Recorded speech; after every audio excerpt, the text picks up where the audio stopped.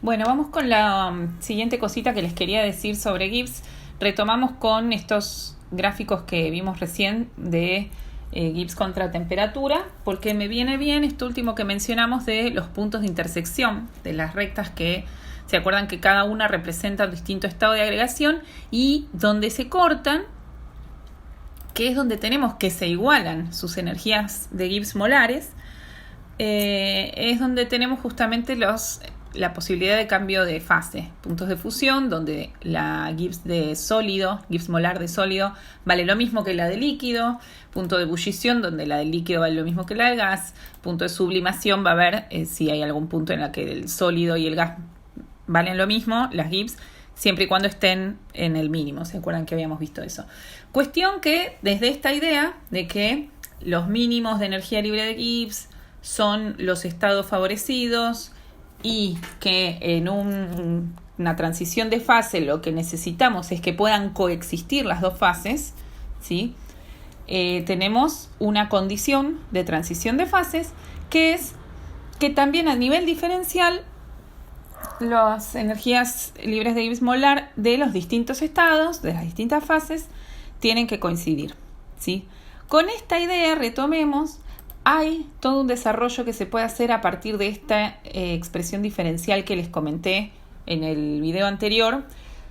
Uno plantea esto para sólido, para líquido, después reagrupa las cuestiones de diferencial de presión con diferencial de presión, diferencial de temperatura con diferencial de temperatura, hace algunos pasitos algebraicos y diferenciales que no vienen al caso para la práctica, y llega a esta expresión, ¿sí? En donde la derivada de la presión respecto de la temperatura se puede calcular si uno tiene lo que sería la entalpía de transición, ¿sí? Por ejemplo, la entalpía de fusión, digo para seguir con el ejemplo del líquido y sólido, esto obviamente si son otras dos fases, se hace con las otras dos fases, dividido la temperatura por el cambio de volumen molar de transición, también dice, porque esto tiene que ver con que cuando yo cambio de fase hay un cambio brusco de volumen molar, ¿sí? Un mol en estado sólido y un mol en estado gaseoso ocupan volúmenes muy distintos, entonces lo que hay que conocer son esos dos volúmenes molares y restarlos. ¿Qué pasa con esta ecuación? Que es súper importante, la vamos a ver, nosotros vamos a ver más bien las consecuencias. Fíjense que acá Gibbs ya se fue, o sea, ¿por qué lo incluyo en energía libre de Gibbs? Porque es una introducción necesaria para saber de dónde sale. Lo que voy a hacer es dejar sola al diferencial de presión y mandar al de temperatura para el otro lado. Y fíjense que acá me queda una cosa como para integrar, ¿sí?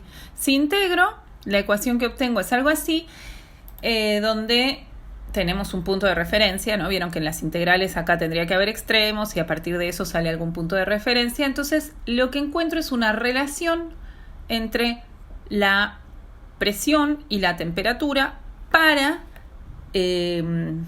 cambios para transiciones de fase. O sea, ¿se acuerdan que, no sé, el punto de ebullición del agua no es el mismo acá que en Bolivia porque la presión atmosférica tal? O sea, los puntos de transición de fase dependen de la presión a la que estoy trabajando. Entonces, esta es la ecuación que me relaciona cuál va a ser la temperatura de transición de fase para distintas presiones. Me bloqueo un poco diciéndolo porque uno lo piensa siempre al revés, como lo acabo de decir, ¿no? Uno pregunta por la presión y le dan la temperatura, pero bueno, la ecuación que se usa en general es al revés. Yo te digo cuál es la temperatura y vos decime cuál es la presión. Pero bueno, nada, es lo mismo. De hecho, creo que les va a sonar, y en el título un poco lo digo, cuando grafico las presiones versus las temperaturas, no me importa por ahora la unidad, para valores de transición de fase, uno obtiene algunas curvas que, fíjense que por lo que es este factor, estas curvas van a ser distintas, depende de qué transición estoy hablando, porque el delta de volumen molar, por ejemplo, va a ser distinto si yo hablo de pasar de sólido a líquido que de líquido a sólido, que de, no sé, líquido a vapor o algo así. Y lo mismo con el calor de transición, la entalpía de transición, que no va a ser la misma la que necesito para solidificar un líquido que para sublimar un sólido, etc. Entonces, ¿qué pasa? Estas curvas cambian. Esto en realidad uno tiene 3 curvas. Acá abajo de todo estoy en temperaturas frías, se supone que estoy en sólido. A partir de determinadas temperaturas voy a abrirme en 2 curvas distintas. ¿Qué representa todo esto? Acá nosotros teníamos que, en el diagramito que vimos antes, que los puntos de intersección de las curvas me hablaban de los puntos de fusión o de transición de fase en general. En estos diagramas no es así. En estos diagramas toda la curva representa distintos puntos de transición de fase. ¿Cuál es la diferencia de estos diagramas P por T y estos, que eran Gibbs contra temperatura? Que estos diagramas que vimos antes son a presión constante, ¿sí? Entonces, ¿dónde están estos puntos? Bueno, tendría que saber a qué presión está trabajando este gráfico y fijar la altura. Entonces, vamos a tener curvas de transición de fase en estos diagramas P por T. Las regiones que definen estas curvas representan distintas fases favorecidas, ¿no? Voy a estar acá abajo en presiones bajas y temperaturas altas en general. Tengo vapor, puse B corta de vapor. En presiones altas y temperaturas bajas tengo sólidos. En presiones altas y temperaturas altas tengo líquidos.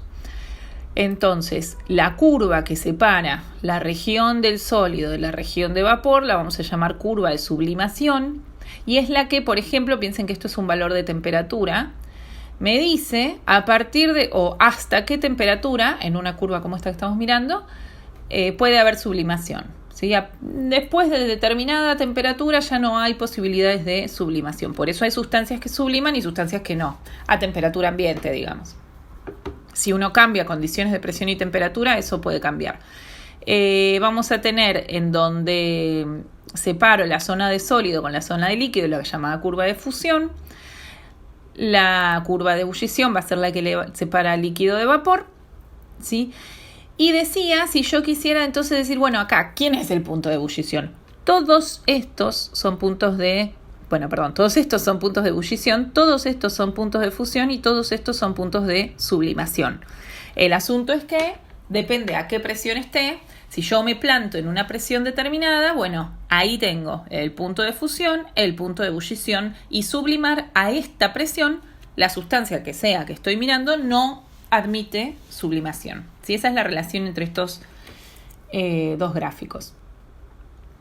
Después, otra cosita que es importante saber, en las regiones en las que no estoy en la curva, no sé, si yo me planto acá en un punto cualquiera, la fase favorecida, esto mismo que hablábamos antes, la fase a la que voy a tender, o sea, si yo, por ejemplo, acá que estoy en la zona de vapor, si yo pongo una muestra líquida acá, espontáneamente va a tender a irse a vapor, ¿sí? La fase favorecida es vapor.